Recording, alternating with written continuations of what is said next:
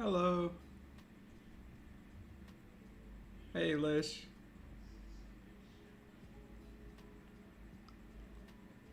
Hi, everybody. Let's hold up. Tweet out the stream.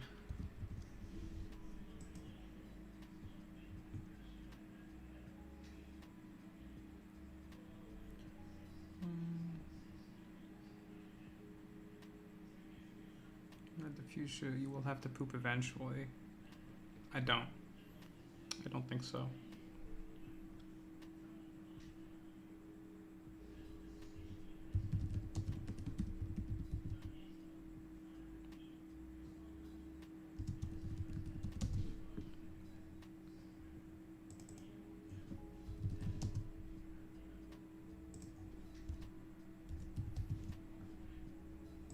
There we go.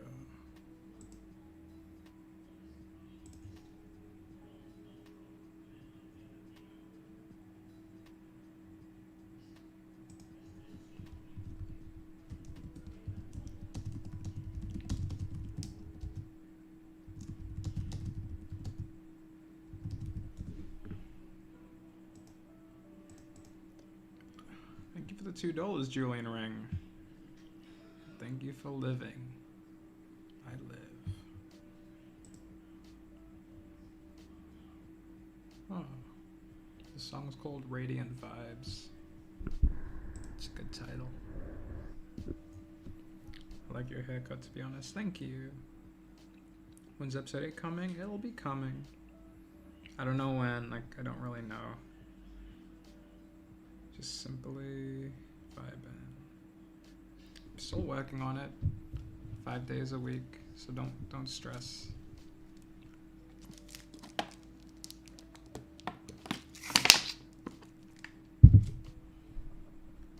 I had a weird dream where I had to step on a bird multiple times because it was actually this weird shape-shifting creature called the abbot. That's an interesting one. Did you say its name out loud? Maybe that's how it came into existence. You just summoned it. Maybe you're gonna have to do this in real life too. If you do, tell me about it. I wanna hear about that shit. But if it turned out to just be a normal bird, I don't want you to tell the story. Hi, Milo. Hi, Bong, I miss you. Miss you too, Milo.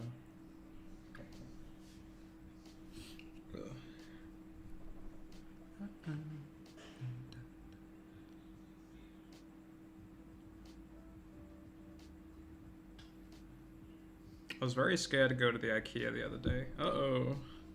He's vibing. Yes, I am. Hey, Muckspade. Have you played Phasmophobia? You're not the type of person to play horror games. I play it on other people's streams. These streams are just for chilling.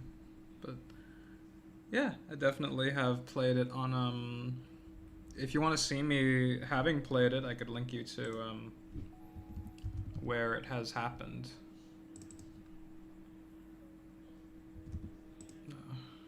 Just have to remember how to spell their name. I ate frozen orphans. Thank you, Julian Ring. Not thank you for the orphans, but you know, thank you for the $2. That'll make up for the orphans, I think. So working on next episode confinement? Always. Where are they?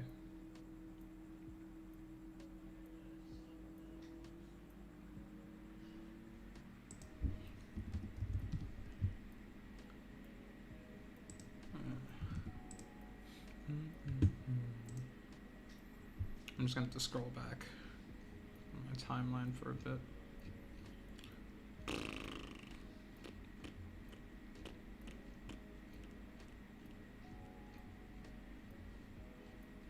Sorry, chat. Just 1 second. Where is it?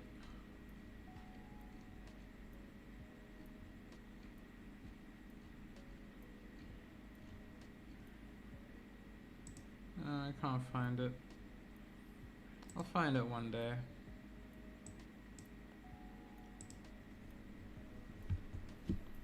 had the sequel recurring dream yesterday. Dude told me off again for not having the dream in a long while. Went full existential on me. Oh shit. Yeah, your mind will definitely find ways to make you feel bad for not doing something or doing something, no matter how random it is.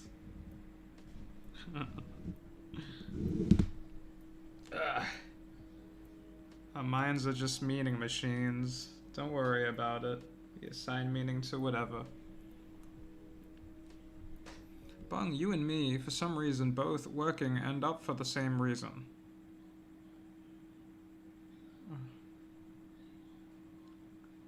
Is that right? For some reason. I know what I'm doing. I'm streaming. Are you also streaming? Maybe that's what you mean. When Bug is alive.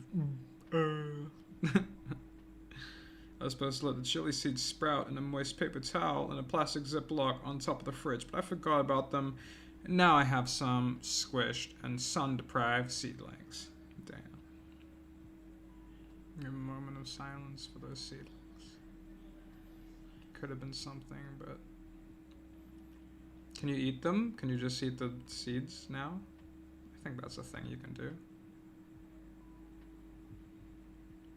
Bung, you're super cool. Thank you, Cloud. Cloud or Claude. Bung is nearly at 1 million. Spread the word. You don't have to do that. But I appreciate that you're excited for me. Is there a point in being, or shall we stop being? I can make it happen. Trust. You're always being. You know? The being isn't the interesting part, it's that you are. You are always being. I am always being. I am not always being. I will die one day. You know? But the being will still continue. It'll just happen without this idea that I call me. You know? But as long as my brain is still working, then... Which I don't know how long that's gonna last. As long as my brain is still working, then there will be an I. And as long as reality continues to exist, there will always be a being. Thanks for seeing my message. It's always nice when someone notices me. Like, it's a great feeling. I don't usually tune into your streams, but I might more often now. You don't... I mean, I understand that feeling. Mr. Square or Miss Square or non-binary square. Maybe you're just literally the concept of square. In which case I'm honored to have you on this stream. That alien is tripping some major balls. Why is that gift so humorous to me at the current hour of 2 a.m.? Sorry, I don't know why I gave you that voice. Just because of how you wrote that. Are you a cat or a dog person? It's funny you should say that. I recently got a cat. Well, my brother did. And my brother's my housemate, so we both have this cat now. It's pretty cool. His name's Alfred. Oh, I should post a picture of him on here, actually. I know how to find a picture of him, so I could... This'll be faster, I swear. Last time I had it, he deadass went, do you even know what happens to us when you wake up? Just as I began waking up, subconscious really trying to make me feel bad. Fuck, dude. How could they? That's messed up.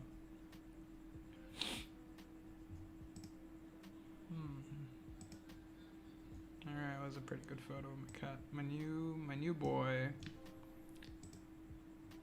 My new good boy. Let me, image.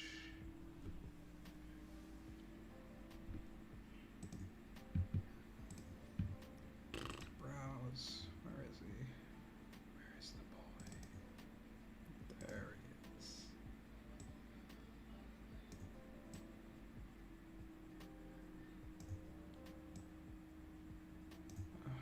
Need to trim this.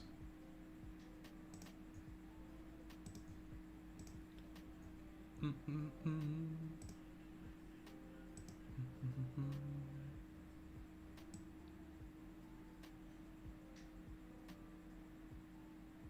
am I doing? Oh. I do not mean to make the boy so much larger. It's 200 sound. Not good enough. 500. That's what I like to see.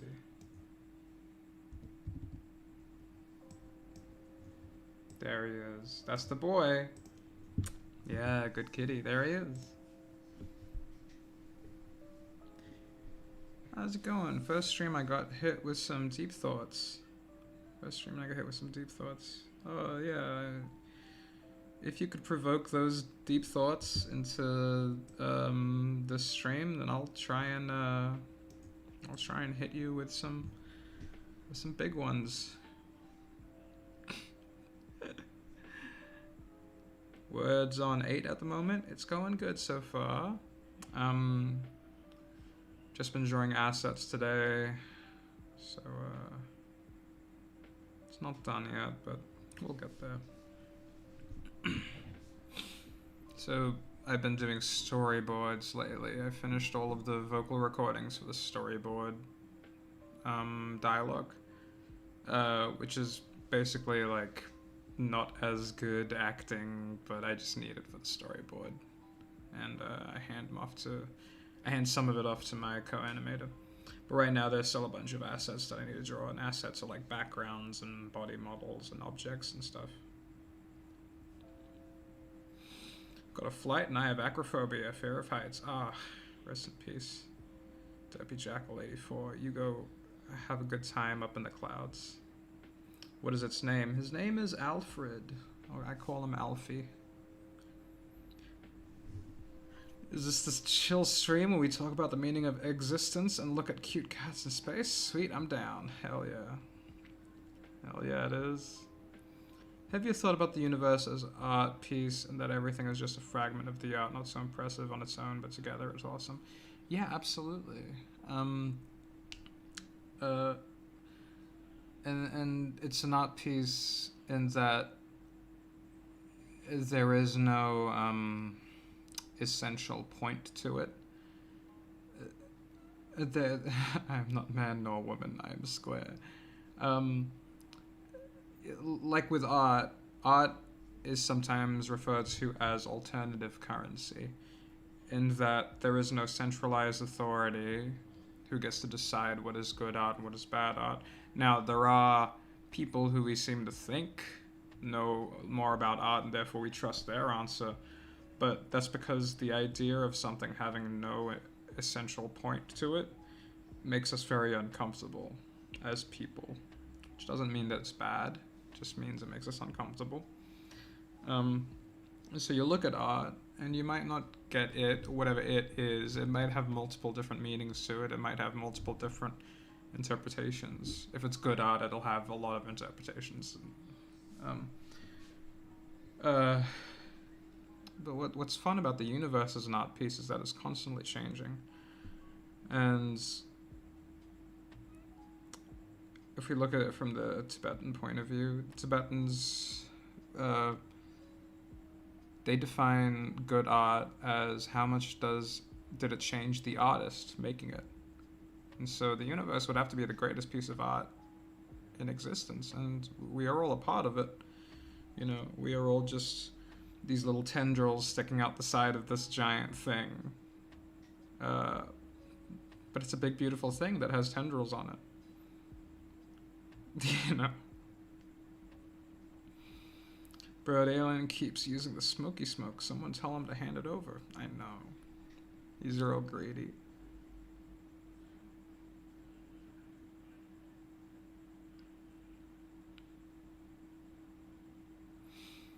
We cannot comprehend infinity, but we ourselves are finite beings. That's true. But yes, but we are also defined by infinity. Infinity is a part of us. Because if we are finite beings, then that means infinity also has to exist, so we have a reference point to why things are finite. You know? Because if everything was infinite, then everything would just be... Well, there wouldn't be a thing. They'd just...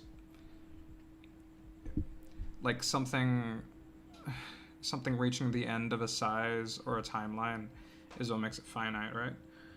So we need something out there to be infinite, which is what we might call nothingness or space or the universe or the divine, whatever you want to call it. And everything else in comparison to it is finite, which is how we know it's finite, because it vanishes. Meanwhile, there's this big thing in the background that we might call the infinite or nothingness that we see as permanent in comparison. You know, we kind of have to have the both, which means that we are also defined by infinity, which means infinity is a part of us.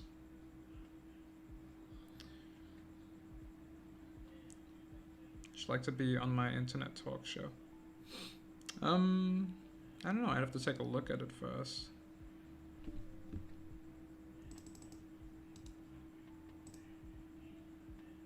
I thought you had a cat cam on, lol. I wish.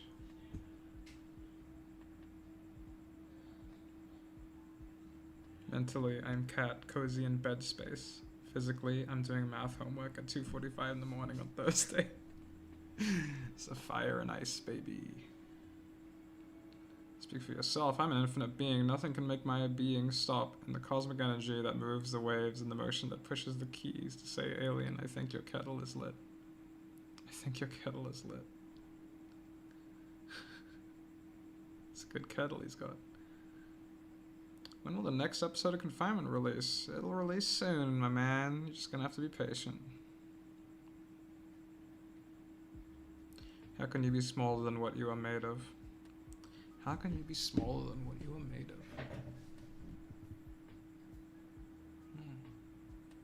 Are you trying to imply that we are infinity? Because I think we are. Because if we want to take it to that full extent, everything that exists interacts with everything that exists. So, you know,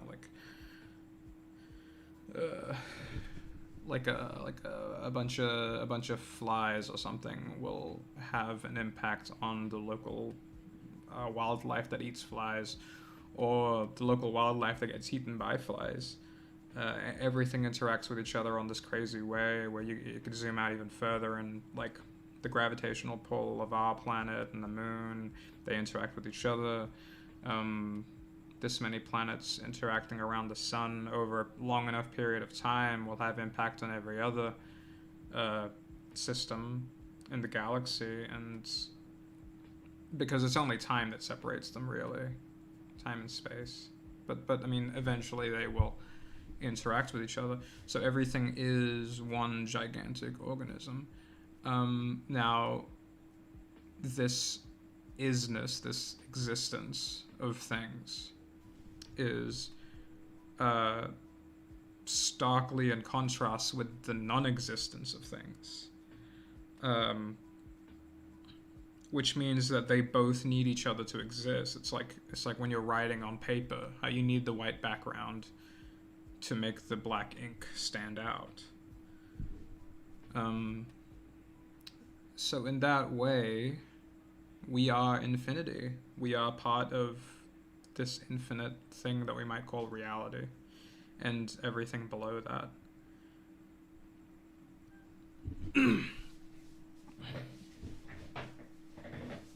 I don't have nearly enough weed for this discussion. Well, that's your problem. Humans have created dark matter, literally. We got infinite potential, baby. We're the worst thing and the best thing ever. That's true. We sure are both of those things. Can an ant comprehend the world beyond a 3-kilometer radius where it spends its whole life? No. But we can't really comprehend that much further than that. We can conceptualize things.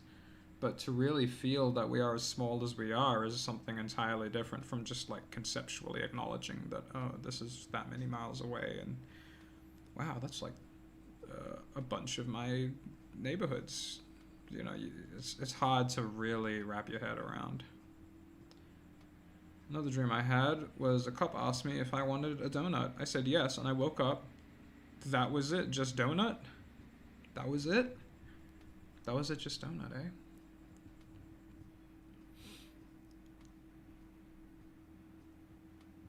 Philosophy pog. Still nothing really matters. Well, gotta be careful about how to word that. Nothing essentially matters, but that doesn't mean matter doesn't exist. That doesn't mean meaning doesn't exist. It isn't married strictly to one object in the universe. There aren't good objects and bad objects in the universe. There aren't objects out there that give you meaning and love and life. It's already in there. Those ideas and concepts are already here. You can just trigger them, or you can invoke them. You can just feel them whenever you want if you really try. It's just we confuse the objects in the universe around us and say, like, well, that, I need that to be happy. And that's not to say don't own anything. Just remind yourself that, when you get that thing that you really want and then you're feeling really happy, that it's not strictly in the object that, or whatever it is that you got it. Just, maybe think about, why does it matter so much to me that I have this car or, whatever. 60-minute talk show with the first 30 to 40 is an interview on random topics, and the last game show based off your content. Other fun stuff. You're interested? How should I contact you? Sorry, Brad. I'm not really interested. I feel like this might have not been the best avenue for you to ask me, though. But, maybe I'll take a look at your channel. Maybe I'll change my mind.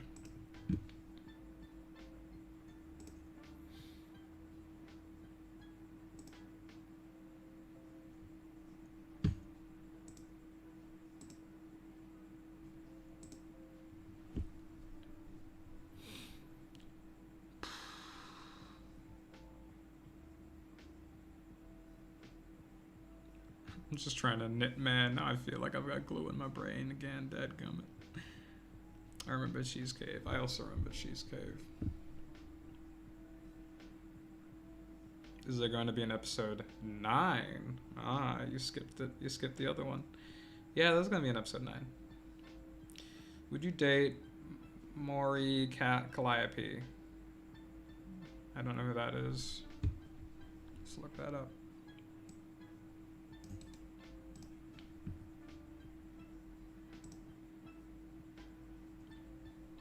Oh, they're a YouTuber.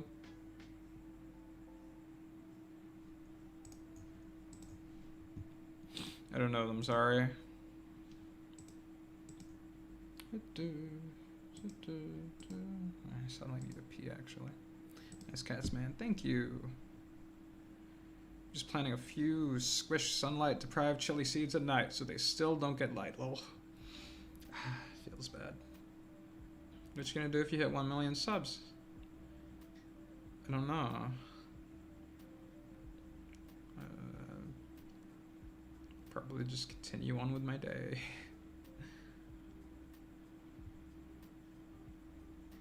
Tried your Discord earlier. Well. Yeah, I'm not super interested. Sorry, Brad. Do you play Minecraft? Shut up, me, Morella. You know I do. Deja vu is funky, premonitions and such. They are a bit strange. I know people who experience them much more intensely than other people. I wonder what that's about,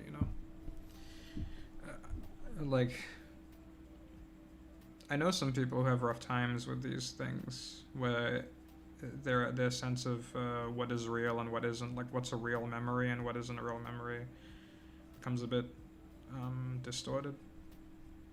And sounds scary, Just want to say I love your videos. Keep up the good work and take your time to make things right. Thank you, Santana Hernandez. Gracias.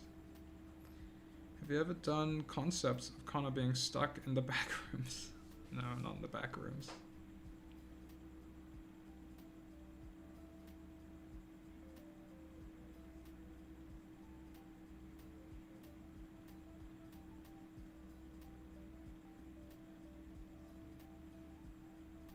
Imagine programmable matter as currency, fuel, building materials, food, etc.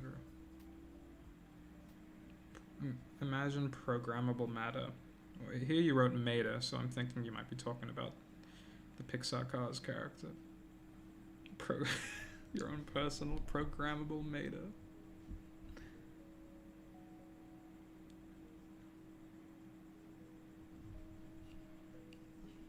Inhale oxygen at 1 million subs. Yeah, I'll think about it. I might exhale, who knows?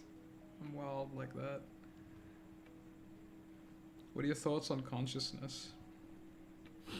It's kind of a tough one to crack, isn't it? Although, I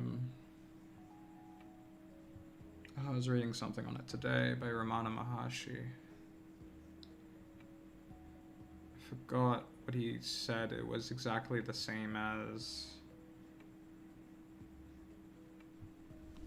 well. Anyway, it doesn't matter. Consciousness. But something interesting is that consciousness and your conscience, which is the morality voice inside of you,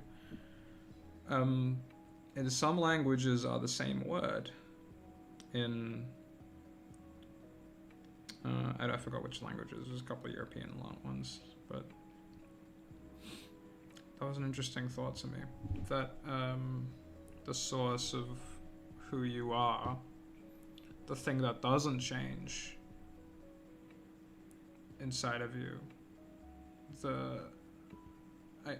the awareness of reality, I think that's what your consciousness is. Where it doesn't have a form, it doesn't have any form, it doesn't even have any conceptual form.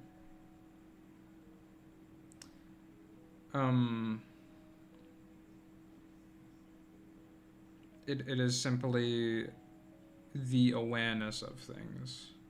You know what I mean? It's weird for any human to say I care. Now think about this. Do they care with empathy or sympathy? If sympathy, then do they even care? Well, emotions make sense, but the grammar of saying I care, you care, he cares, she cares, they care, doesn't make as much sense to reality. Because essentially, in some languages, like in Spanish, you would, instead of saying that I am scared, you would say fear is here, or I have fear. I am in fear. Fear is in proximity to me. It is just a sensation. The fear doesn't necessarily, it doesn't really matter what it is you're afraid of. Fear is just here. Anger is just here. Happiness is just here. So having it be mine or having it be somebody else's is just a grammatical thing. So to say that I care, I mean, caring is just a sensation. So if I care about somebody, it just means that for whatever reason, maybe because of osmosis, just through being by somebody who is being vulnerable, I show my careness. I am in careness. I'm caring about this person. You don't need a logical reason to care about somebody. It's just a thing that happens.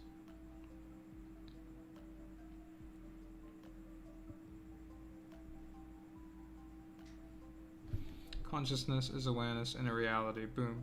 Well, reality is in consciousness, because outside of the consciousness we can't really tell what's there. It's just the unknown. It's just nothingness, which is a part of things. We need there to be nothingness and unknowableness so that we can know things to begin with. Otherwise, we wouldn't be so eager to know that things exist. You know what I mean?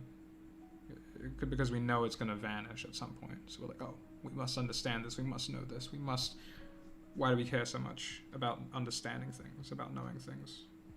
You know, not that it's a bad thing. Although some people could get obsessed with it, or at least obsessed to a construct of it.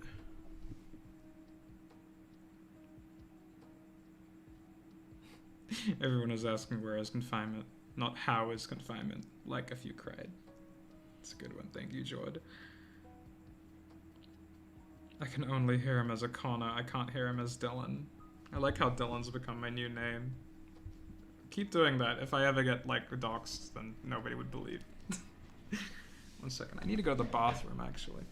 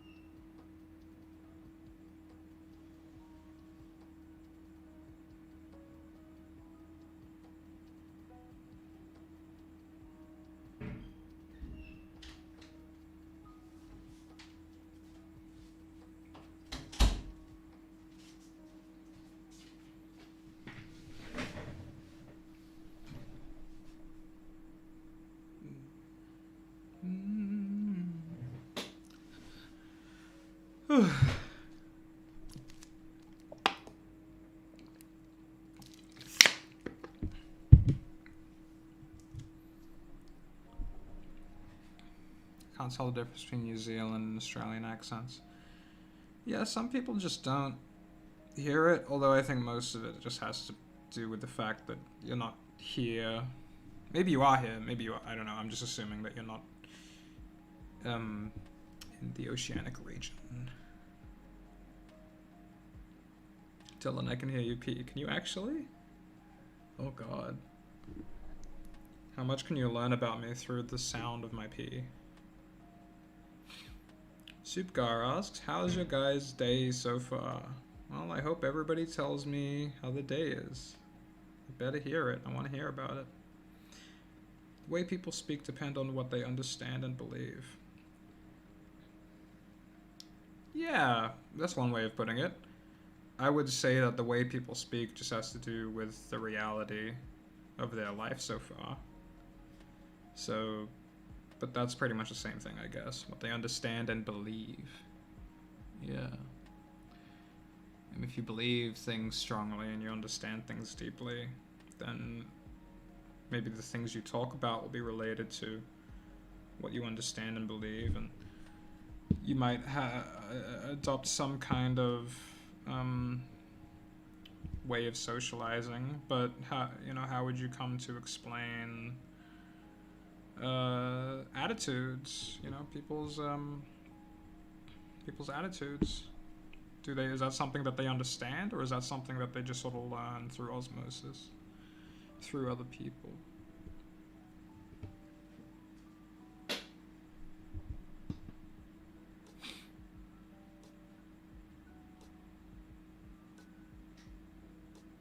Why just stream like 2-minute behind the stream chat?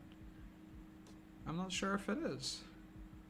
And if it is, I'm not really sure how to change that. Job doesn't respect my schedule, and I've got 3 D&D campaigns because of it. I only make 180 every 2 weeks, overworked and underpaid. Sad times. At least have my friends. It sucks, Frosted Scales. But yeah, at least you do have your friends. Maybe things will get better on the other side of it all, but treasure friends. Oh, I'm sorry, some of you are not having good days. Sorry, Daniel. David, you're just gonna have to be patient. Been growing a lemon tree? Hell yeah, a green book. Reclaim? Yeah, you keep growing that lemon tree. If you want to know how that lemon tree sings, by the way, I can recommend you this machine called Plant Wave. It's a machine where you hook up a couple of diodes to whatever plant that is out there in the wild, and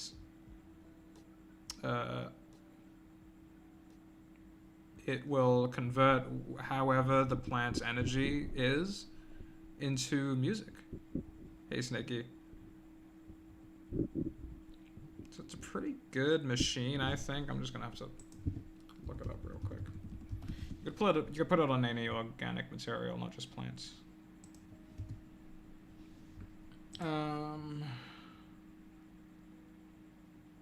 Yeah, a plant wave MIDI sprout. It's pretty good. Yeah. It just converts the subtle plant energy. Just for lack of a better word, I'm just gonna say plant energy. I know it sounds cheesy, but you know the motion which plants transfer nutrients and whatever. The nature of a plant, converting it into music.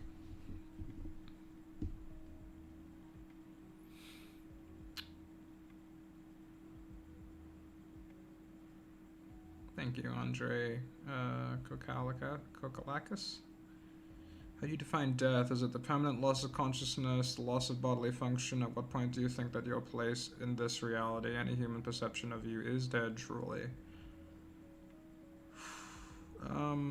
My favorite quote from Eckhart Tolle is that death isn't the opposite of life, it's the opposite of birth.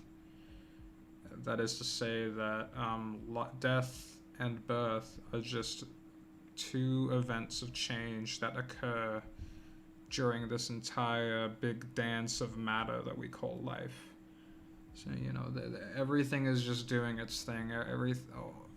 Reality is just having its great big dance of energy and matter and explosions and contractions on enormous scales and molecular scales, you know, just all of these events occurring. And somewhere in that big dance, a few things came together in such a way within a relatively small period of time that we call Earth life. And then we're here, and we're just part of this big dance, you know, except we're the only things in the universe that get neurotic and anxious about it, you know. Really, all of these little movements and energies that we feel inside of us, that we call our emotions or our thoughts or our bodily sensations, are things that have already existed and continue to exist billions of light years away in different scales of movement. Just on our scale, we happen to be this very specific organism, and I don't really know exactly what happens when we die. I just know that the way our living brains perceive ourselves wouldn't exist. So we wouldn't be able to think about it after we die. Hi Bung, I can't stay long, but I love your hair. Thank you, Spectrometon. I appreciate you coming in anyway. So we wouldn't be able to think about it after we died or before we were born. We wouldn't really be able to place it and visualize it or put it in any context. But that doesn't mean we wouldn't still be there. We just wouldn't be able to complain about it, you know? Yeah, so that's something. It's a weird thought to be, but that place of stillness isn't so bad. You know, we make a big show about it. We get all anxious and we make big walls and buildings and products and shit. And that's just what humans do, I guess. But we don't need to be anxious about that stillness that's behind everything, that quietness behind everything, that big nothingness that reminds us that something exists.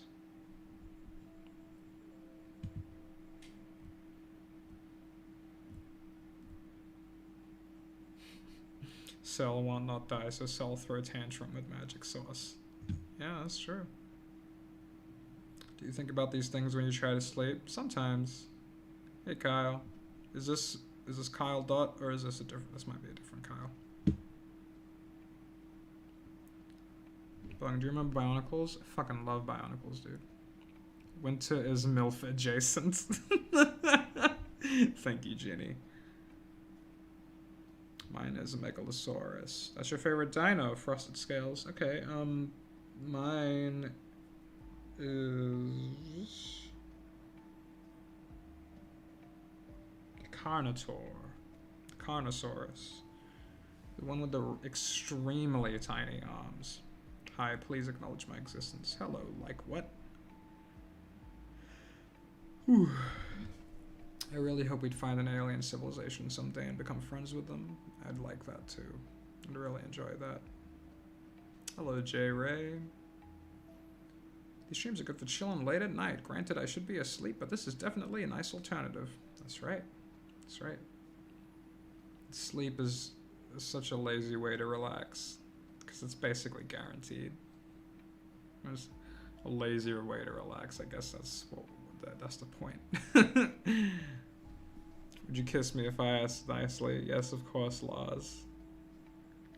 What is better, Western or Eastern Europe? In my opinion, Eastern Europe is better, and I'm not just saying that because I'm in Poland. Well, welcome to the stream. I forgot how to say any word in Polish. Tak is thank you, I think. But I do not have an opinion on which half of Europe is better. I'm sorry. If I were to visit, I would visit many places in Europe. I'm here too, just saying, oh, hey, Kyle. What's up, Kyle? That was crazy. Bionicles are best. If you don't love Bionicles, don't talk to me. That's true. That's fair, unorthodox individual. I respect that.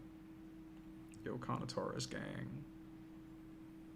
Well, look at it after I die. There's going to be something or not, and if not, then I won't be around to care, so there's no point worrying about it. Yeah, exactly. Well, you as you understand yourself will be gone. Doesn't mean that there won't be things happening, and that doesn't mean that the sensation of noticing the things happening doesn't mean that won't happen. It'll just probably be on a different level. It'll just probably be on a much more subtle level. Like, there's a story I read about a man that gets turned into, I think, a horse. It's not a sexual thing, I hope, but it focuses on his mind, and he's a forlorn creature, is he? Thomas. But it focuses on his mind, and he's like, man, I really hate being anxious and thinking about all these big human problems that I create myself because I'm so anxious. I'm going to turn into a horse. That'll solve it. And I don't know how he does this.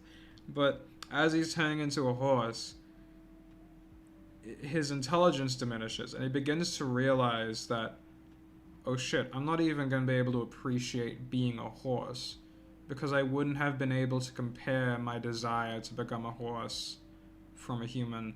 I wouldn't even be able to remember what it's like to be a human, to be like, wow, isn't it so much better to be a horse? He just becomes a horse and then continues on with his day as a horse, as if he was never a human. And that's something that I think about a lot.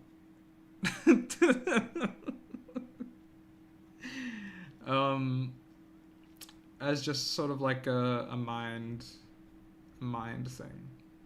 Like, turning into a horse would probably basically be the same as just dying in many ways. You would at least be anxious about it. How do I stop my dog from eating the delivery men, please? I already tried demonic sacrifices and exorcisms. I'm sorry. You're just gonna have to go shopping outside.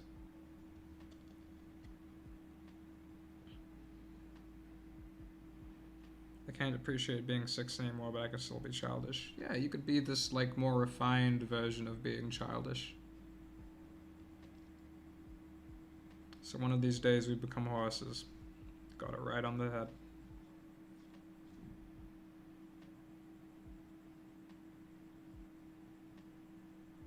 Confinement. Set in a universe where Connor escaped in episode 2 as the tree trunk. It's pretty good, Dr. Wilson. Keep them coming. Why did that get deleted? Was it just too bad of a joke?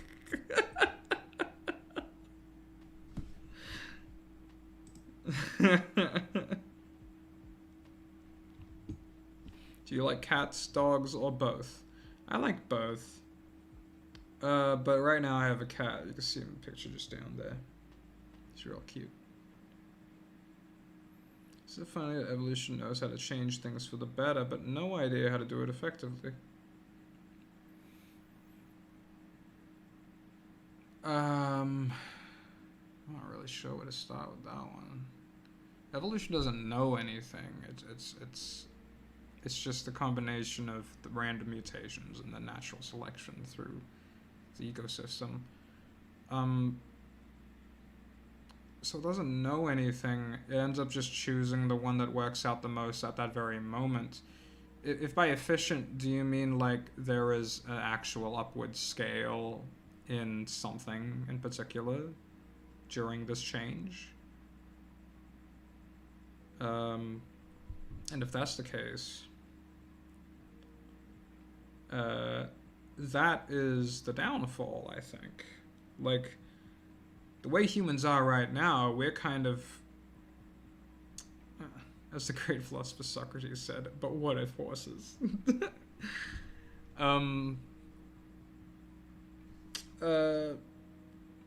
Okay, so why do we need to get, quote, better? Evolution isn't about getting better, it's just change. It is just change that is completely relative and important at the moment that it changes.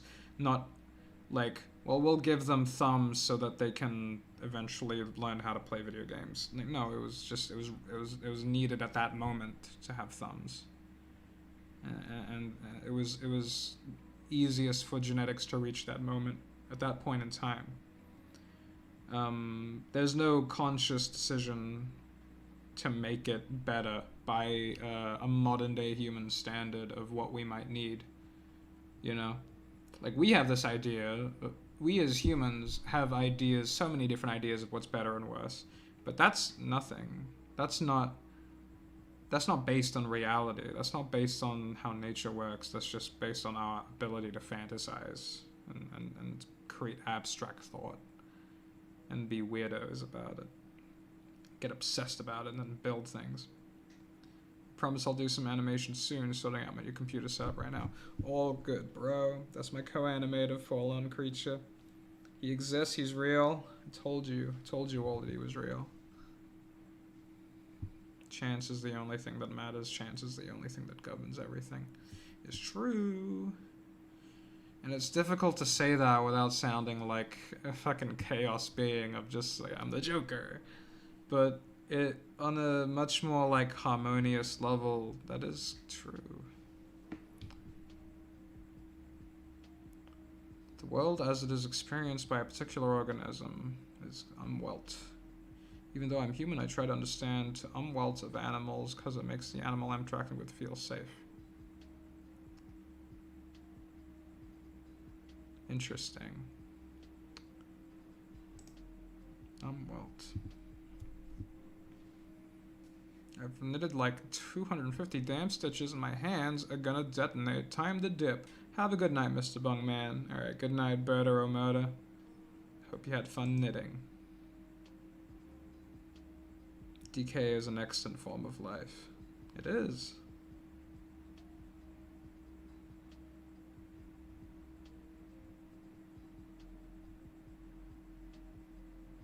Humans have messed up natural evolution and things so badly. Yeah, well, there are definitely attitudes that we can attribute negatively to the way humans treat the environment. But we also are part of nature. This might just be a thing that has to happen in a way. Not has to as in like just let them do it. Just let them keep ruining the environment. I don't mean that. I mean this tendency towards doing the easier thing. The easier thing that the crazy addicts that we call the human race we end up doing. What if that is something that is just that happens? You know? You're telling me the universe was not designed by game developers? I fucking wish it was. Although there are so many crazy things that happen, like in reality, that like who is that? There was somebody that was locked up by the by the US government for leaking particular information, and their name was like a word, and it was something incredible.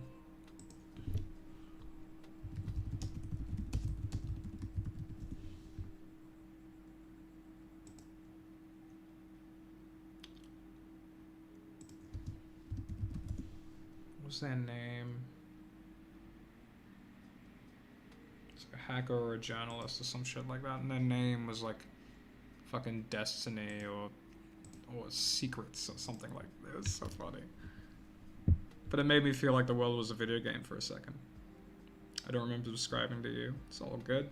I haven't changed my names forever, but maybe you were just here for the, I don't know, videos that I used to make. Bond Chronicles, I guess. Yeah, I see your manicure. Yeah, sure. I do them myself.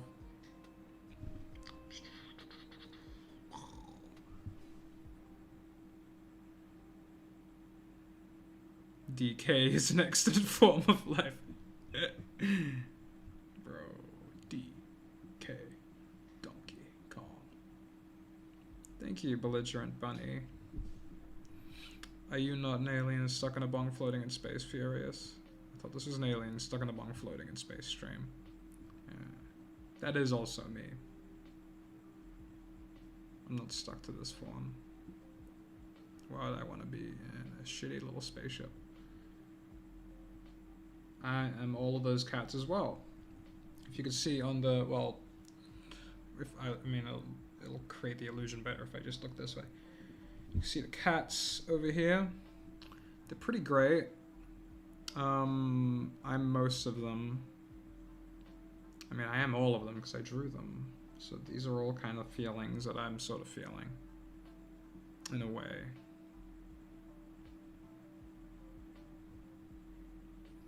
Evolution and intelligent design can get along just fine.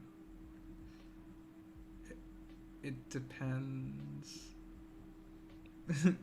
There are a few people who I can see not getting along in this sort of thing you've created here. I used to be all up in that scene. The people bashing on creationists, young Earth creationists. But I could find, I bet I could find people in the middle ground who I vibe with. Best of luck, Bung. Alright, see ya Andre Kokolakis. Was his name actually something incredible, or was his name just incredible? Oh god, could you imagine?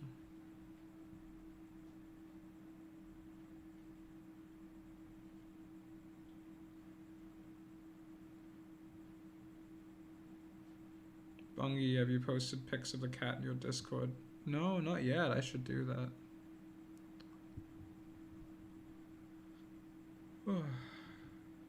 See this text, please. Also, I love the videos you make and the channel, and you are almost at 1 million subscribers.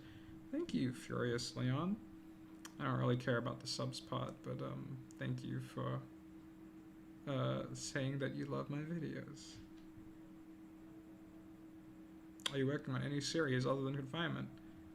Not really. I mean, I have all these ideas that pop in and out that I'm sort of experimenting with right now, but it's mostly just Confinement.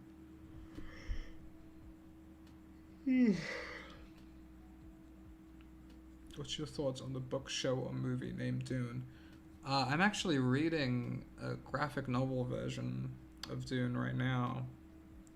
I don't know if it's I don't know if it's the right one, or if it's the best one, or if I'm missing extra context, but I'm just reading it anyway.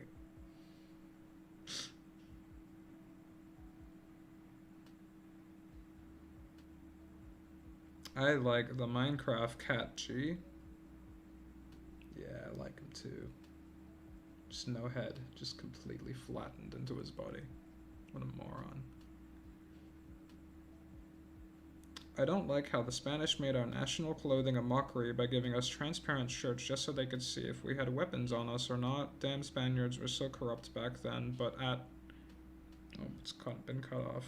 I'm assuming you're from the Philippines or a Hispanic country. Yeah, the Spanish Empire were fucking cocks. Terrible. I'm really vibing with the cat all the way at the bottom right. Yeah, he's pretty good. Just dunk. Yeah. Alright, see you, Mr. Bloob.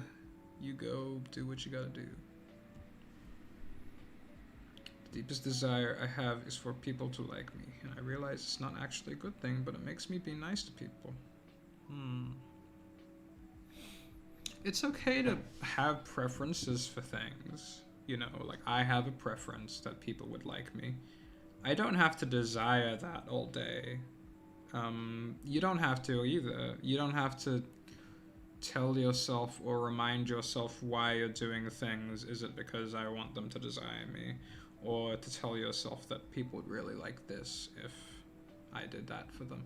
You can still receive these things without trying so hard. You can essentially live in kindness and niceness and just be a nice person. It's actually quite easy. And people will naturally like you. That's something that I've been like thinking about a lot. Is now I no longer judge myself based on this logic that like, well, you're only doing this so people could like you, or so you don't have to be so scared of people. I no longer worry about that anymore. That used to be a thing that I'd always like hit myself with. It's just like, you're only being nice so that people wouldn't be shitty to you because you're a coward, you know, like it's all this like mean shit that I would always say to myself. And nowadays I am perfectly comfortable in just being now. It's a little difficult for me to be assertive, but I still, I can just sit there now next to a person, not worry that I'm using them in some way, you know, because I don't want anything extra. If I'm just by this person, that's fine. This person happens to be here with me right now, that's fine. The person's leaving, that's also fine, you know. I don't have to cling on to anything that exists outside of that moment.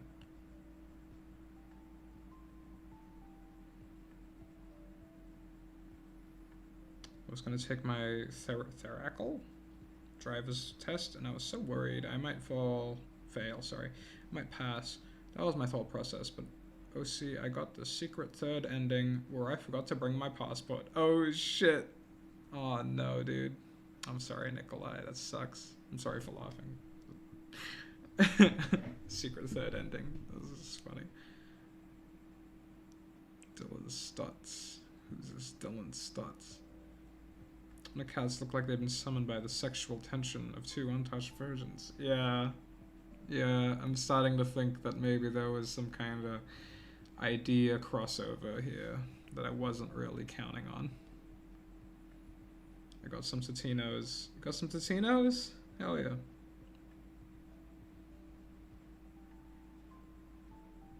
Episode 1 of Confinement came out 3 years ago. Yeah. Yeah, it did. I just realized everything on the right side were cats. Also like 50% of the stuff on the left side as well.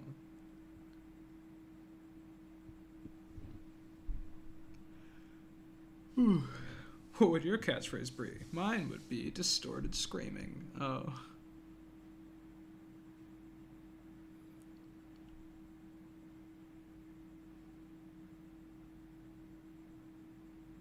Existing sex? You might miss it when it's gone. Well, you wouldn't, because you wouldn't exist. But you know, is it really that bad? Is it the existing that sucks, or is it the thought in your head that says it sucks? that is saying that it sucks. You know? You can do all sorts of things that are uncomfortable and terrible and shitty for you. And as long as you aren't saying that it's shitty in your head, it's actually quite bearable. You know, if you just do it, if you're just doing the laundry or taking out the trash or whatever. If you're saying like, man, why me? Why does this happen to me? Why can't I?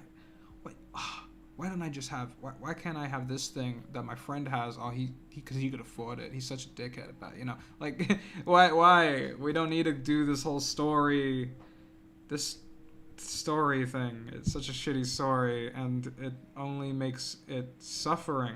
It only becomes shitty because we have a little monkey in our head screaming that it is shitty. Are you telling me that cat design is a Freudian slip? Yes, they are. They all are. I'm looking back on all of them. They all kind of look like it.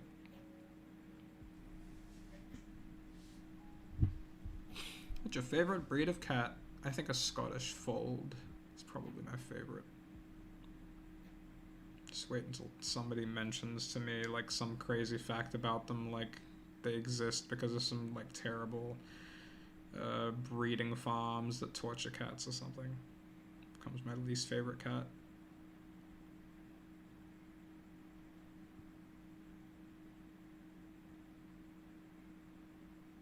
We make our own reasons to exist. People we love, entertainment, etc. Yeah, there are ways to get the things that you want. And you don't have to make it any more important than that.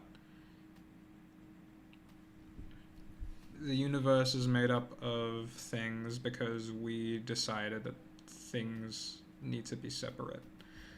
And if you want certain things in this universe, you can go get them. There are just always consequences for all of your actions. And that doesn't mean don't ever do anything. It just means be prepared for the consequences. So something not that bad might happen. Like, okay, well now I know. Now I know that if I go ahead and get a job so that I could buy this new car, that having a job kind of sucks, or that like I have problems with this, and this about having a job. But you know, there's also pros here, and it's all just this balancing of positives and negatives. But just be totally aware that every decision that you make that's worth anything in this universe is going to be one where you don't really know what the answer is going to be. Because that's where you learn the most about yourself and where you're at the moment and what you might need to take care of yourself. If you want to be healthy, for example.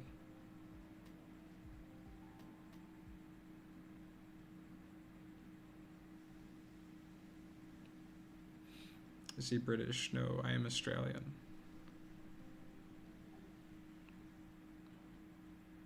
I want to come back to monkey brain. Monkey brain sounds fun.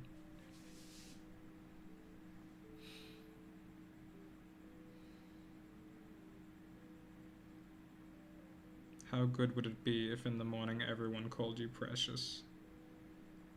Everyone called you precious. I wouldn't want my housemate calling me precious.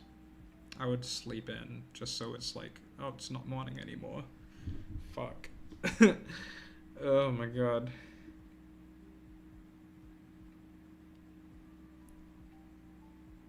I've constantly reminded of Smeagol. Alright, see a green book, reclaim.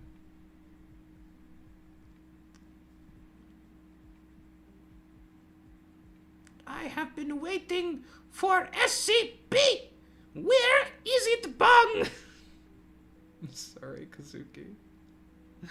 Just the way you wrote it. It's coming. You're just gonna have to be patient. Like, I'm still making it. I could show you what I've been drawing today, but that'll be full of spoilers. I don't think you'd want that. And if you do want that, if you truly do want spoilers though, just so you could know that I'm working, if you become a $5 patron, you could just do it one time, and then you can see all of these assets that I've been drawing for the past few months in its highest definition. It's because it's in its full size as a PNG of all of the backgrounds and physical models of characters and objects that I've been doing. You can see them there if you like. My Patreon link should be in the description if you want to see them.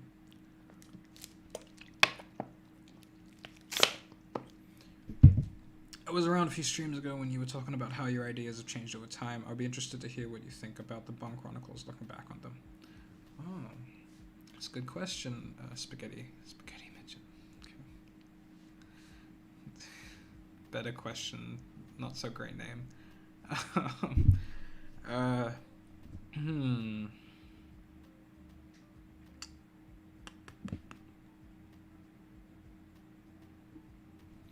Well, I had a different kind of ego, definitely a bit more of a fragile ego at that time, where I thought that it was cool to have your character be that kind of mean. I think he's just kind of mean, the old Bung Chronicles Bung. He's just a bit of a mean boy. Like, he's just... But, like, I kind of thought... I kind of wrote him in a way where I thought that was cool. And I thought that was normal. And that he's allowed to be mean to the people that he disagrees with the most. And that was, unfortunately, like, that was kind of it in terms of drama. Which... meant that I shouldn't take it too seriously. But I might have taken it a bit seriously. It was a bit silly, so actually it was all fun. But I definitely can't sit through a video and just be like totally happy with it. I'm just gonna, every now and then it's just gonna be like, fuck, dude. And some of them straight up just like, alright, these are some really mean jokes that I can't vibe with anymore.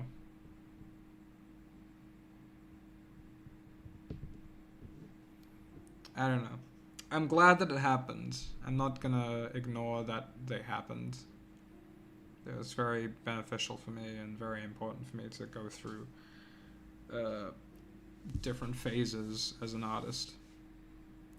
I think it's a good sign that I'm still doing art and still being an artist if I'm changing. Because changing is hard, and you see somebody like changing quite often. Yeah, and I don't mean changing back and forth between things that, you know, like 2 or 3 things that already exist. I mean like changing, truly changing. That means you're really putting in the work. Not to, you know, suck my own dick right now. I mean, I only changed a couple of times significantly, you know, so it's kind of a slow change for me, but you know, change is change, you know. He wasn't mean, just sick of everyone's BS. I mean, that is how I framed it. I wanted to frame it that everybody is a dipshit except for him.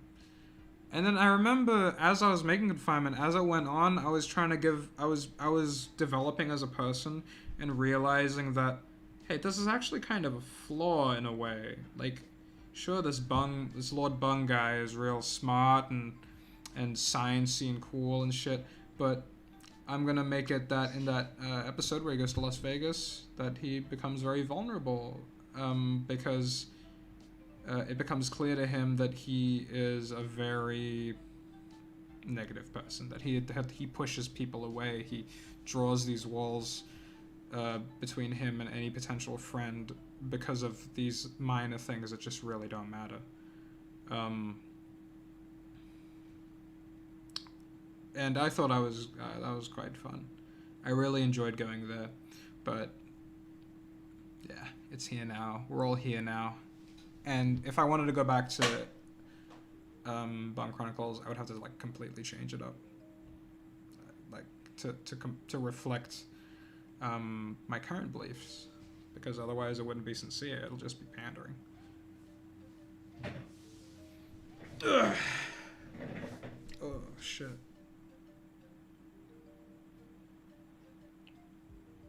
Oh my god.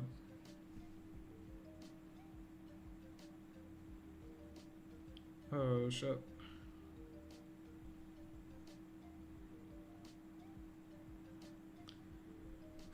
Okay, these edibles are hitting.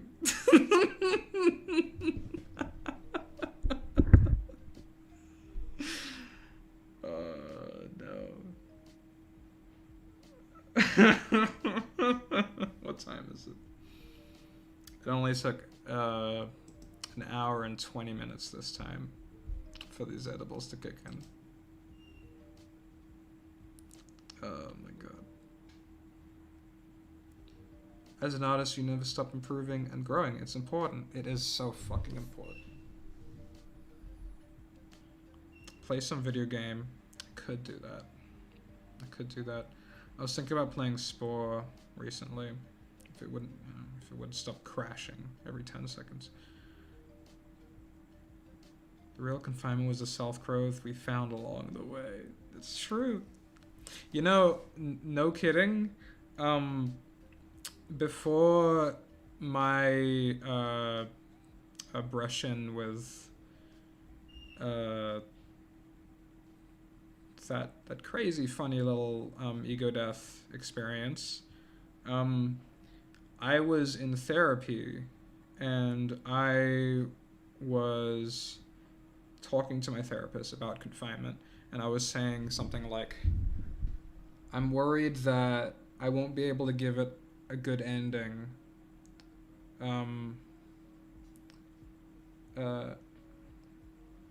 If I'm still depressed, essentially. Because I wouldn't be able to sincerely, truly believe that this character who I'm projecting on could get better, because I would have to believe I would get better.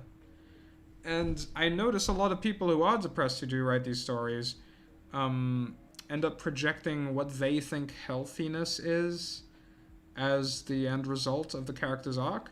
And it's not. It's just like someone's attachment to somebody else. Like, oh, a girlfriend. They finally got a girlfriend and now everything is good. Like some really shallow shit like that. And I was like, I don't want to do that. I don't want to unconsciously do that.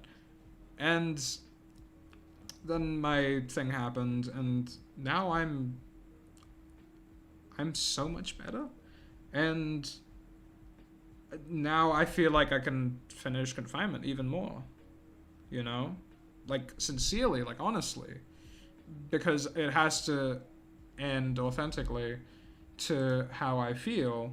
I have to feel like it's a good ending, otherwise... And if I was still in my depressed state, I probably wouldn't have been able to feel that. I think it's all very trivial to be either constantly nihilistic, natalistic, or constantly holistic, utilitarianistic. It's like watching red and blue and the color wheel trying to make purple theirs. Yeah, I mean, being constantly anything. You know, the only thing true in this universe is change. Oh my god, it's high time for the gamer. Stay safe, Mr. Dino Man. Thank you. It was only one edible, so it's not going to be that crazy. Check out the book PTSD by my boy Guillaume Singolin. I think you'll really like the art style. Sounds good. But because of the way you wrote it, I'm going to have to Google search PTSD by my boy Guillaume Singolin. So it just says by my boy Guillaume. Let me read that shit online. Yeah, there it goes. It's on that website. Alright. Thank you. I'll bookmark this. This art style is looking pretty good, though. Thank you so much.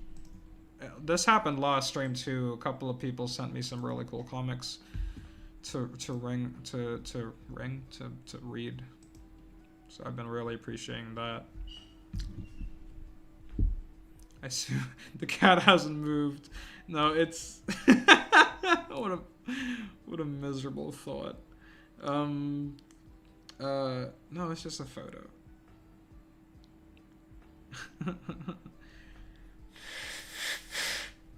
No kidding though. Somebody made a joke about my cat being dead, which is awesome.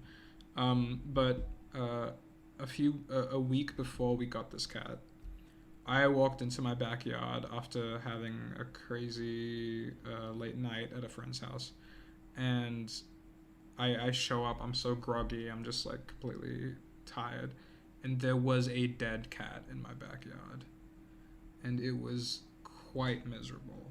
It was a very, very glib moment, and then this little baby came into our lives. This little kitty, but little does this little kitty know the horrors of what. Like, you wouldn't move into a house if you knew somebody died there. I mean, maybe you would.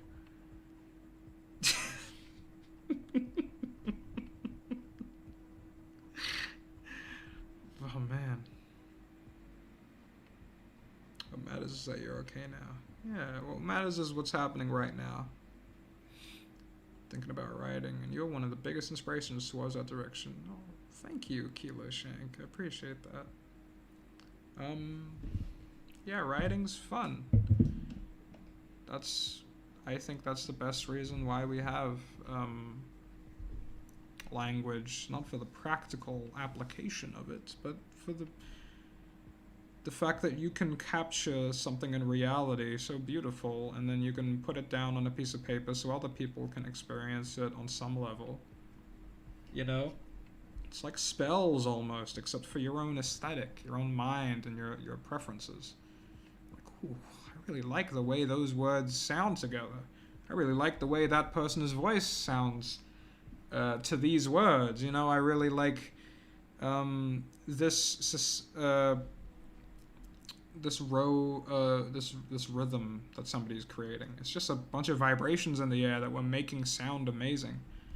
You know?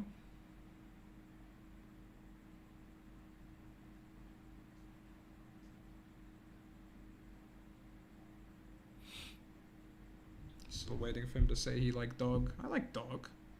I like cat as well. I like them all. Although I prefer cat that don't scratch and bite me though. But you know, this is just something I'm gonna have to learn to. And maybe this cat will also learn to not scratch Lord Bong. For real. That'll be great. Having a pet will improve your life and emotions. I know my dog helped me through a lot of rough patches. It's strange how humans and animals bond, almost supernatural or not, who knows. I do think it is...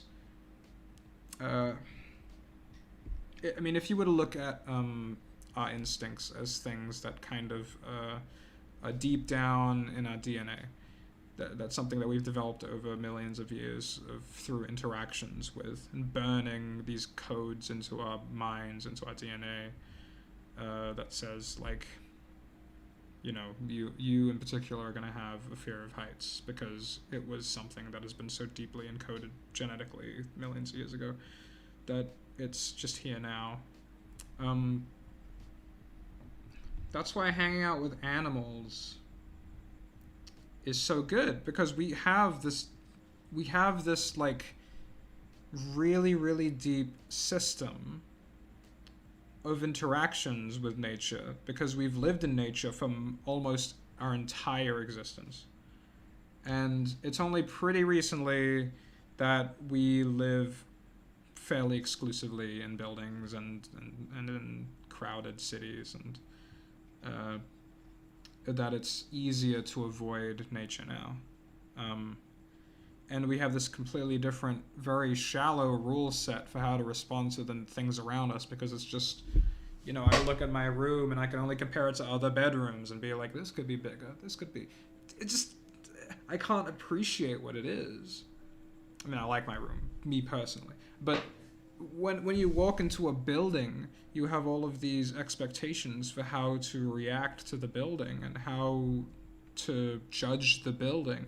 Whereas if you're in the forest, you don't go like, well, that tree's fucked up and that tree's fine. You just you just appreciate all of it because we have this really deep coding with it, in which it's never been an issue for us to get anxious over looking at a tree. In the same way, we might get anxious looking at a phone or a laptop or something, or a social media platform or whatever. If you're addicted to it, for example. Your relationship with trees goes so much deeper. Even if you don't hang out with trees a lot in real life, in your own life, just being around trees, just sitting with them, just vibing with them, it kind of rewires you in this really calming way, because there's nothing about trees you're supposed to get anxious about, really, evolutionarily speaking. I drew those rhinoceroses in warm winter clothing from that prompt you gave me. It turned out looking like badass wrapping paper. Hey, that's pretty good. I'd like to see that. If you have a Twitter, maybe you can at me. Let me see those rhinos dressed up in warm weather. But you like up, dog? What's up? Oh. Just like that. Just like that. The real star of the show is that cat. It's true. There he is. I love him. I like your voice. Thank you, Slender Cute. I lived in caves long before nature came and invaded my personal space. The first cave, just like a crater on the side of like a lifeless planet. And then plants showed up. I'm like, oh, these fucking guys. I'm just saying it would be interesting, like Connor could have someone who is also immortal and could also understand what he's going through, kind of. Oh, what was this in reference to? Connor would hypothetically befriend Dr. Bright. Oh, no, I'm not really interested in adding a character that big into the story at this point. I mean, I might reference him. But he seems to have his own sort of, like, fan base. I don't know if it's my... what... I don't know how to feel about it, is all. I don't know. I like my room personally. That's all that you need. Why overcomplicate thing? Yeah, no, I don't know if you're talking to me or if you're just generally talking to the audience, but yeah, I like my room. But us as humans, when we walk into a room, we do not have the same reaction to it as if we were walking in nature. We might have all these different associations with rooms. You know, you walk into an office space and it's like, wow, it's miserable in here. You know, you walk into a school and you get flashbacks of when you were in school. Whereas if you were just in nature, just the way things are, you are practicing acceptance quite easily because you're not judging the trees or anything, you're just looking at them. So you're just vibing and you're letting everything come into your eyes and your ears. That is the easiest form of acceptance. It's just having your eyes open and listening. And listening is incredibly important because it's not about you. And that's why it's important. You're trying to listen to, or you're trying to take in what is around you instead of trying to push out your own bullshit into the world. You know, listening is really important for that way. Even just listening for the sake of listening, you know, just like you just want to hear what's going on right now. You might want to hear some birds, or look at some trees and shit. Even just look at the shit in your room, you know.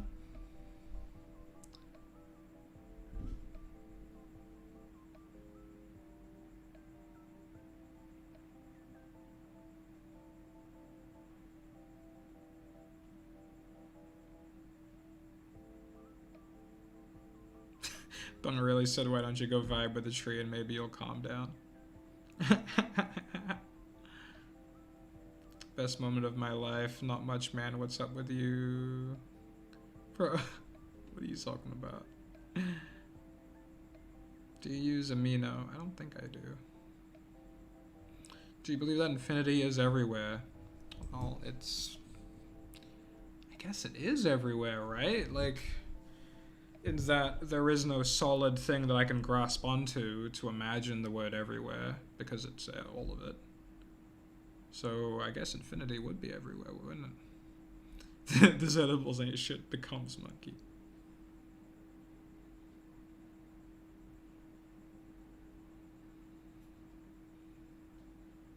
I literally made 7 OCs just be put in my imaginary version of SCP so I could have adventures with Connor and Dr. Bright through Ayachan and sail the seas with this pirate kid through Shimuzu-san.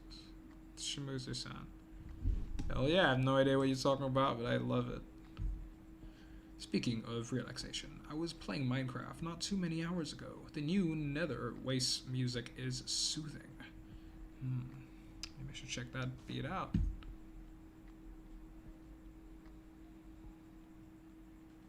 Hey Bong, I think I had an accident. Can you wipe me? I like to wipe that from my brain.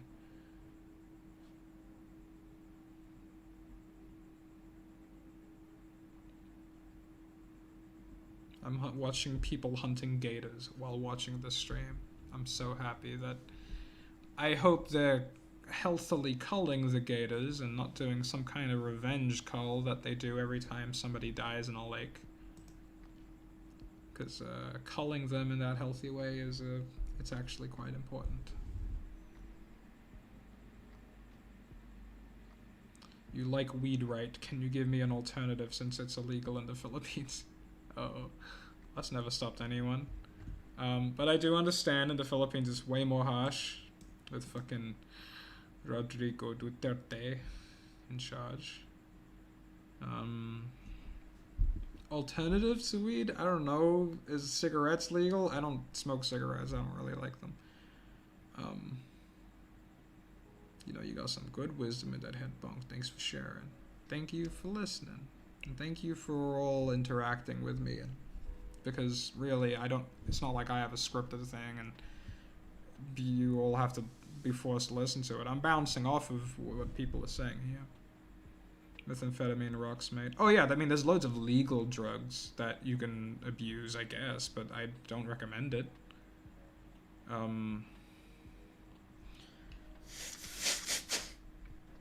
definitely don't recommend doing that silly stuff. Then not the hard drugs. If you can find them out in nature, that'll probably be the best. Yeah, you're right, Supka. Imagine that, like the kind of person to look at a tree and just be like... Well, I pose this question quite a lot, but I never think about people who chop down trees for a living. They must see trees in a very different way. They must see it contextually to how it benefits them. Which, yeah, that's fine, but like, let's think about that for a second. That's how reality is, isn't it? There is no objective view of reality. There's just going to be how it benefits you. That's all we're going to be looking at, you know? So like, Maharaji said, a thief would look at a saint and only see pockets. And, if you wear leather sandals, then you are walking on a planet made of leather. Those nails are amazing. Thank you, Jasper Lim. It is all perspective, really. You know, there is no... we just sort of like use our imagination to connect the dots whenever things leave our field of awareness. But how often are we wrong? Quite often, you know. And even if things go the way that we plan for them, they always change. They always disappear.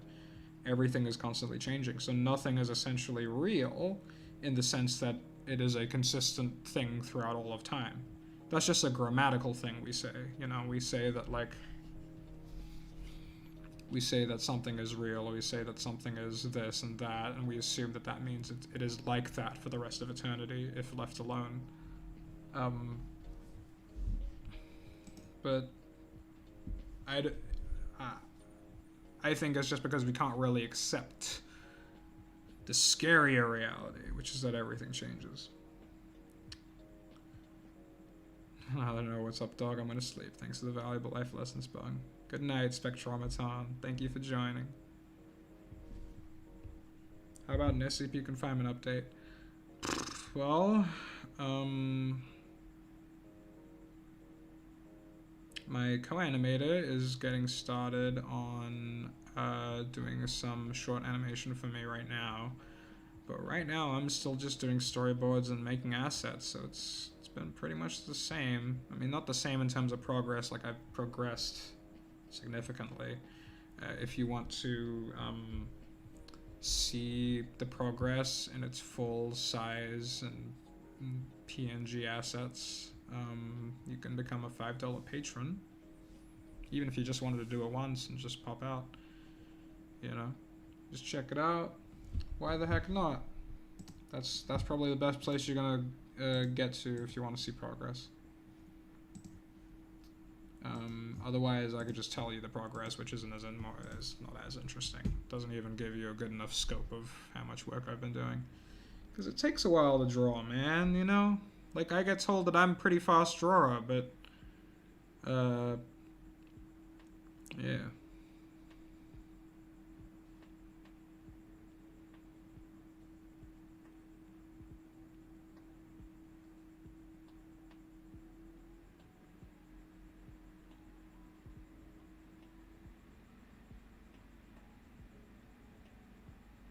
Everything is Maya. Everything is Maya. Oof.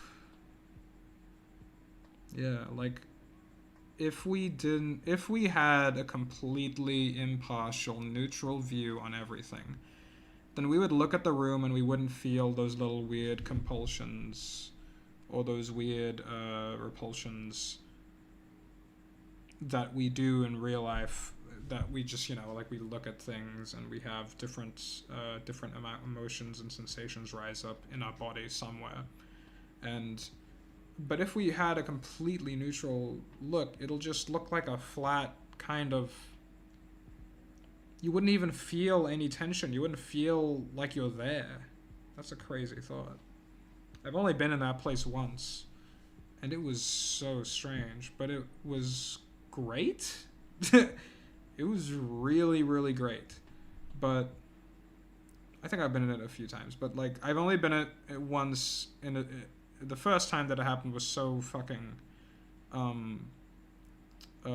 shocking that it was like one of the few things that I was appreciating at that moment. Just like looking at my friends. I don't know about you, but my anxiety, which is a lot better now, but is still somewhat present. Whenever I'm with somebody, I have a very strong sense that they are there. Like I could close my eyes and I would still feel like that they're there. It's a kind of anxiety that's like, oh, they're there. I have to act a certain way, or I have to be conscious of their needs. They're my guests in my house. I have to get them something if they need it. I have to keep them entertained. You know, like all these like little compulsions. Even if you aren't saying those things, there's a weird sort of tension there. That says that, hey, I exist. You know, it doesn't matter who it is, whether I like them or not. It's just like they are there. When I was in that space of just observing reality instead of participating in it, I was looking right into the face of my friend, which is like generally an uncomfortable thing for me. And I didn't feel anything. I was just in this like space where his face was glowing in front of mine, and I was just listening to... I didn't even understand what he was saying because I was just so fucking gone. Bro, art is hard. It's really fucking hard. But it could be super easy at the same time. That's what I love about it, is its rascally little nature of no rules. What was I saying? Yeah, but I completely had um, no judgment whatsoever. And that was a really peaceful place to be because I was actually happy when I stopped judging. Because when you judge things, you are adding value to them, and therefore you are telling yourself when to feel like shit. Um, if you are going to say that this thing right in front of you now is shitty, then you're going to have a shit time. And then, ugh, that thing's shitty. Oh no, now it's following me home. I hate it. It's shitty. Yeah, get it away from me. Now, every time I see it, every Tuesday, I'm going to be like, damn, I feel like shit now. Because I saw that shitty thing. And then you judge something and you say it's good. And you're like, man, I love this. I'm so happy that I have it. And then eventually it'll change or die or something. And then you'll feel like shit. And then suddenly, every time you see whatever it is that you've associated with that goodness, if you take it too seriously, then you're going to feel like shit every time you see it. So judgment just leads you to a realm where you eventually always feel like shit anyway.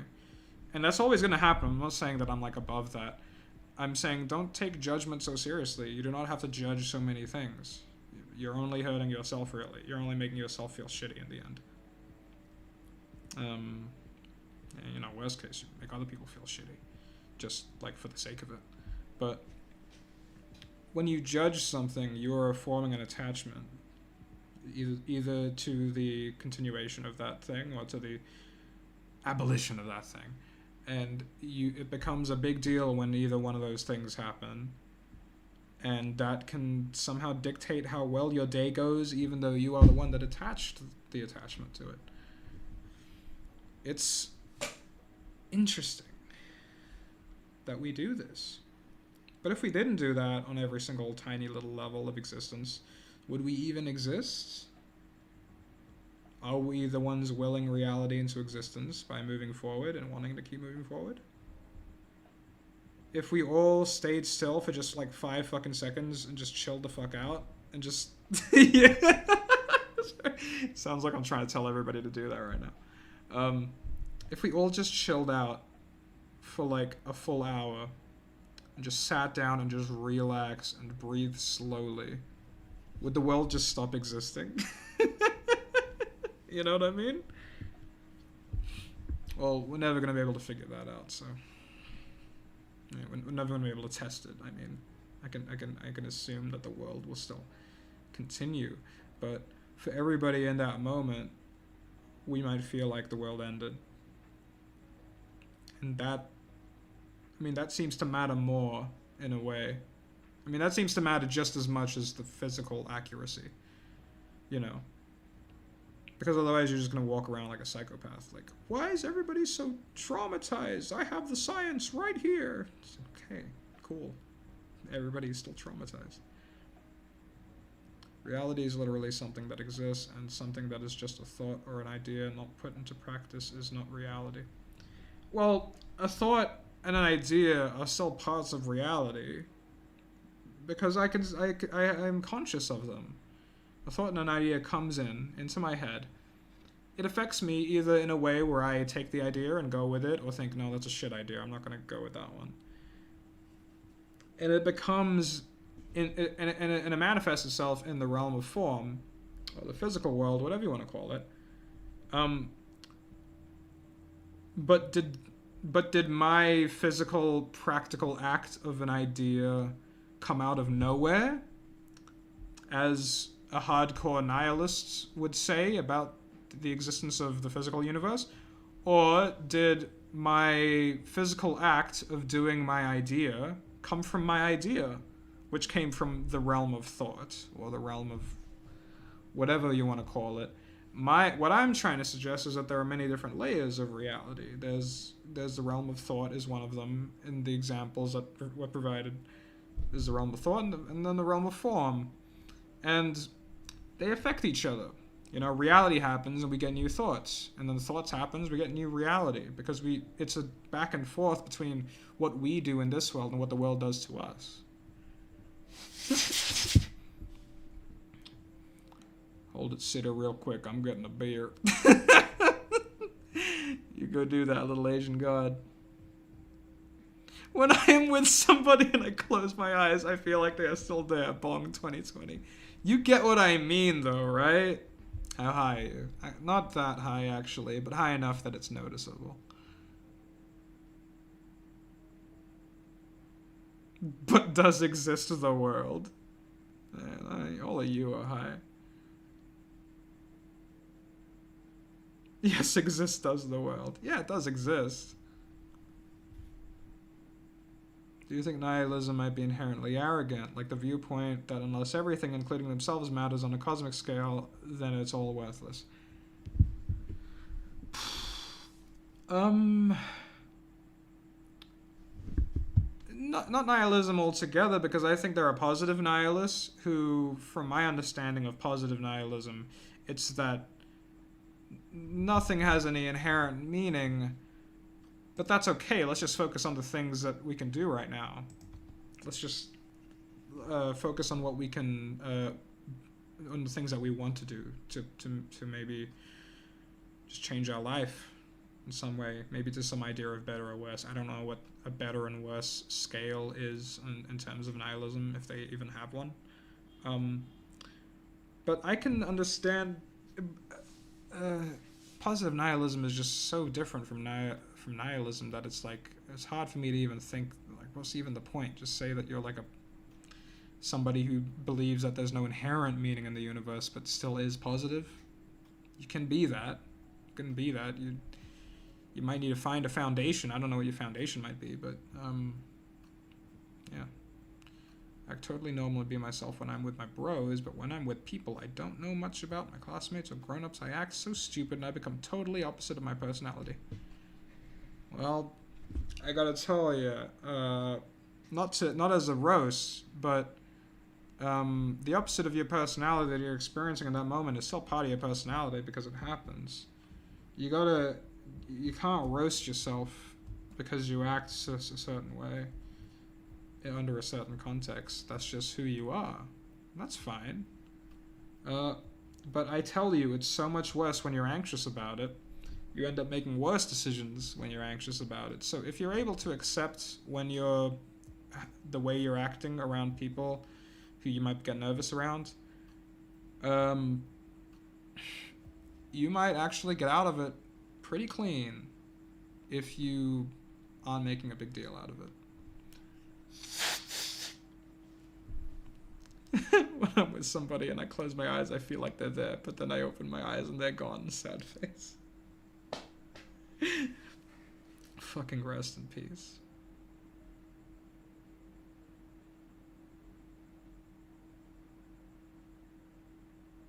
I think we should not be having a conversation that is high, but that is just my subjective viewpoint. I think that's the best time to be having a conversation. Especially since conversation in this context is just going to be for fun, pretty exclusively.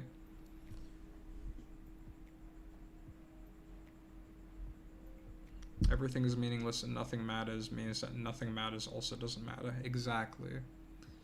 So, yeah, like nihilism gets reality a bit wrong because they already have this, from my perspective, because they, at least from the nihilists that I have met, the nihilists that I have met seem to have an idea that there is already positivity and negativity in the universe, and that somehow not existing is a negative thing.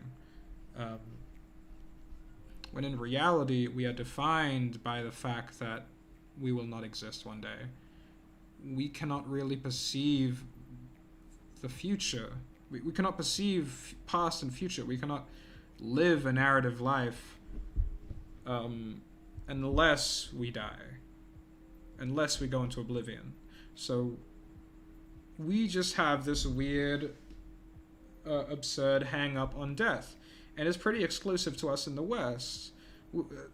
A lot of people in Eastern countries have a much more casual view of dead people. That doesn't mean they don't cry when dead people die. When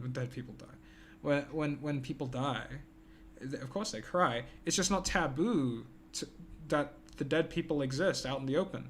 It's not it's not something that they're trying to cover up and pretty up and make look sellable like we do in the West. We don't even want to look at the dead body. We have to pretty it up, make it look alive again, and then, you know, we have such an insane fear of death that we pay people to cover up the reality of the change.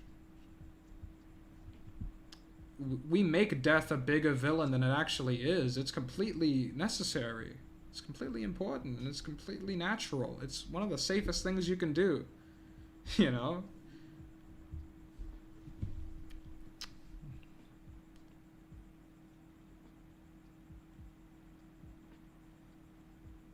Life has no inherent meaning, reason, significance. Individualism is subjective, and therefore the meaning, reason, or significance. That's true. Individuality is a subjective idea, so you can play around with all these ideas, like meaning. You can put meaning into the things around you. You can spend time with things and therefore give it meaning. And you can do it with anything you want in the world. You can just pick up a rock from outside and make friends with it. And then there you go. You can have fun with that little tiny little story arc. You'll have millions of other story arcs to do in your life. So, as no one else is watching, make friends with a rock. I don't give a fuck. Make friends with a rock. Do humanoid cats exist, or did I just forget to take my schizophrenia meds? I think they do exist.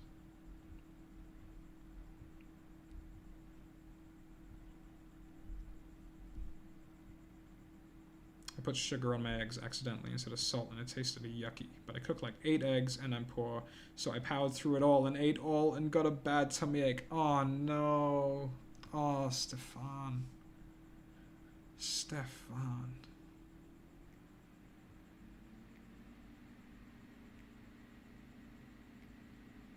Bung, I'm pretty sure all cultures have those that aspire to immortality in one form or another. Immortality is the sort of like is one interpretation of the thing that you're talking about. Being one with the infinite, if you could truly understand what Buddhism means by the enlightenment or nirvana, that is one much more sophisticated idea of eternal life, which is that you can tune into the eternal at any point you want. You can just sit here and be like, whoa, you know, there I go, into the eternal light. I mean, obviously, I'm joshing you, but like, it's true. It's true. You can just tune into that eternity, or that dark matter, that divine, that holiness, nirvana, moksha, the all, everythingness, suchness, loving awareness, whatever you want to call it. You can tune into that at any point. You know? Just becoming aware and sitting outside of your thinking mind for like 2 seconds. That's eternity. That's immortality. Will these vids be saved or kept on YouTube? I like to listen to it when I need sleep later. Yeah. These should be in a playlist called Streams, but I'm going to unlist them. I think I forgot to unlist the last couple.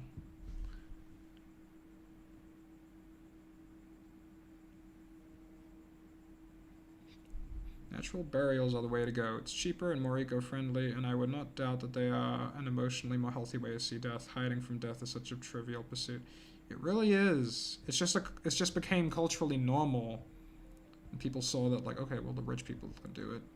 That the rich people are doing it, so we should do it. You know, it's like when people started getting married, and then when people got married, they just try to imitate it the best that the rich people can do it. Although I guess the history of it wasn't that rich. It wasn't necessarily rich people who started the trend. I think it might have been families from America's Civil War, the first Civil War. Like, I mean, it's common, but yeah. Dying, it's one of the safest things you can do. Lord Bong 2020. Why is this low-key so deep? I appreciate it, but that isn't even my... I stole that phrase. I just can't remember who I stole it from.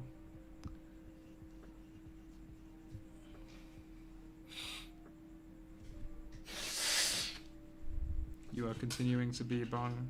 That is an achievement in and of itself. Thank you. Sorry, I thought I heard a noise.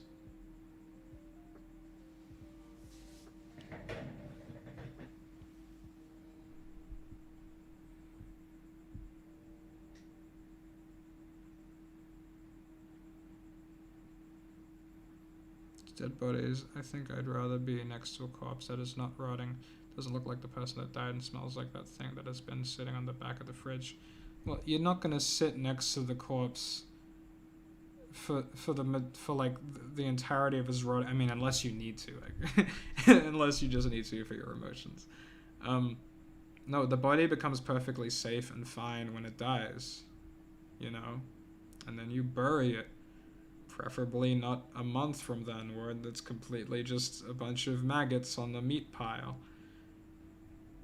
I'm not telling you what to do. You do whatever the fuck you want to do. I'm saying that I think it'll be healthier for us to confront death in its reality when it happens. You know? Because you're gonna have to deal with it anyway. So when death happens, don't pretty it up. Don't hide from it. Don't pretend it isn't happening. Just be in that moment and feel the feelings that you're feeling. You don't have to egg on the feelings by making it worse. You don't have to add anything to it. You don't have to add outside anxiety to it. You are just experiencing that feeling in its raw force. How do you have so many subs and so little viewers? The way that my channel is structured, I guess you could say, is that it takes really long for me to upload videos. So it becomes more of a people only really show up when there's the video that they want. So like my confinement videos are the ones that get the millions of views, and then all the other videos they get a few thousand, which I'm happy with, because I just want people to see what I've made regardless. And like thousands of people, that's great. You know, millions of people, it's like sometimes I feel like confinement isn't even mine anymore whenever I see this many people saw it, because I'm like, oof, I feel like somebody else made that, like some studio made that, because of just like how many people apparently want to see it.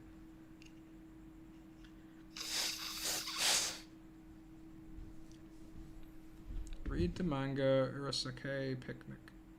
Oh, Urasakai Picnic. Stop moving. Urasakai Picnic. What's it about? Looks like a...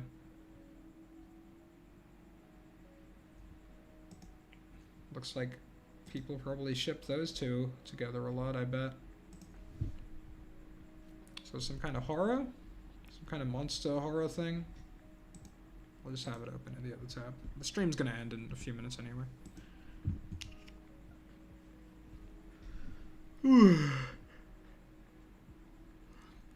Just being the rocketing through space mood, continuing to be finish the sentence. No, those are just the titles. I should put full stops. Peasant Doug. The first video I saw from you was a Cars history video, actually. Those are good. I'm glad that's why you came. Thank you so much. I really do want to do a follow-up video, like another Cars video, except I wanted to make it like more existential than historical. I think it'll be funny that way.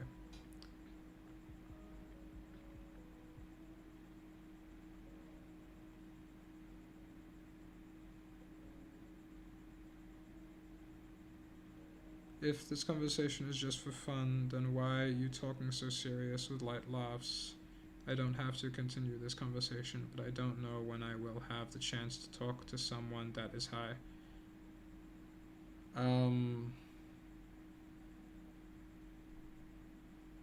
I don't know if I sound do I sound serious?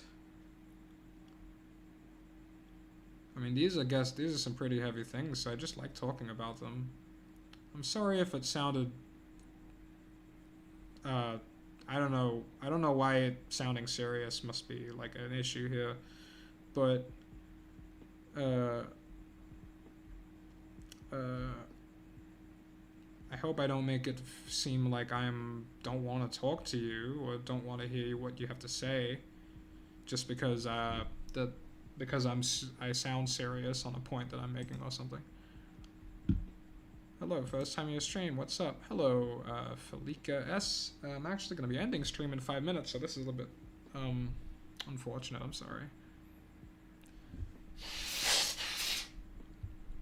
Oh, point blank, absolutely.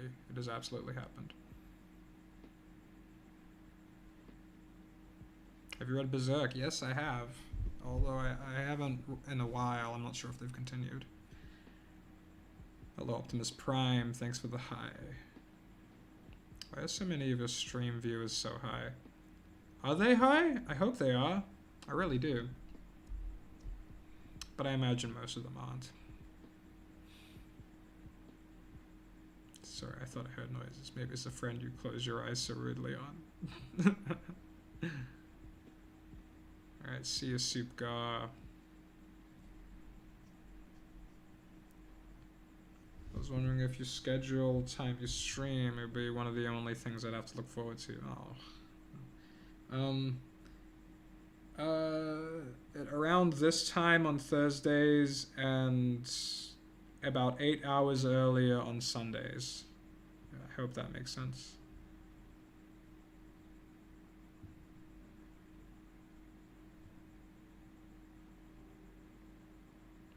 Please stop existing. It's not cool to be bro. It's true. Sometimes it's cooler to be part of the super organic collective that is all of reality. You know? I wonder what'll happen if one day I was just like really resolute in that I wasn't vibing with this physical world. And then I just become this conceptual sludge, you know, in between the atoms. And I come back as anything I want. And then I come back as episode 8 of Confinement. There we go, we did it. And I refuse, like I don't exist anymore, but I still upload on Confinement.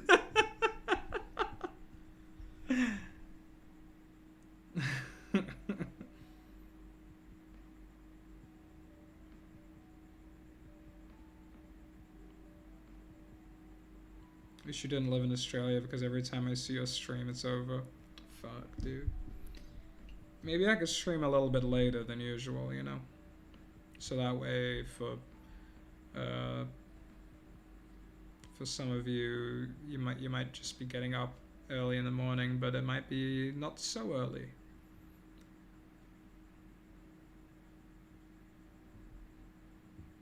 Yeah, Thursday philosophy hour.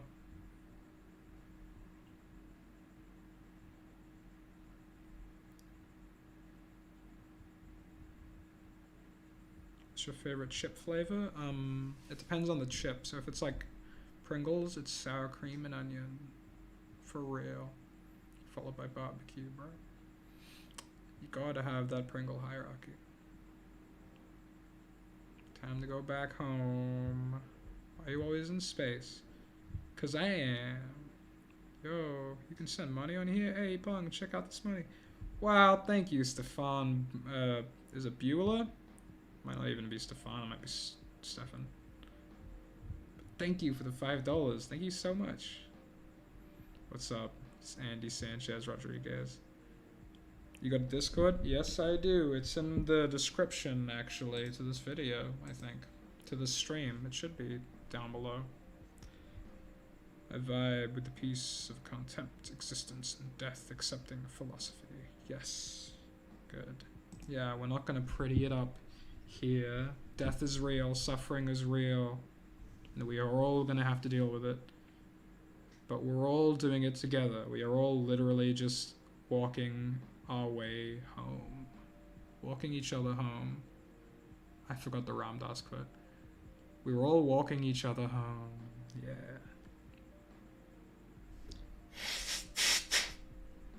This is a philosophical question to ask if you're asking a philosophical question.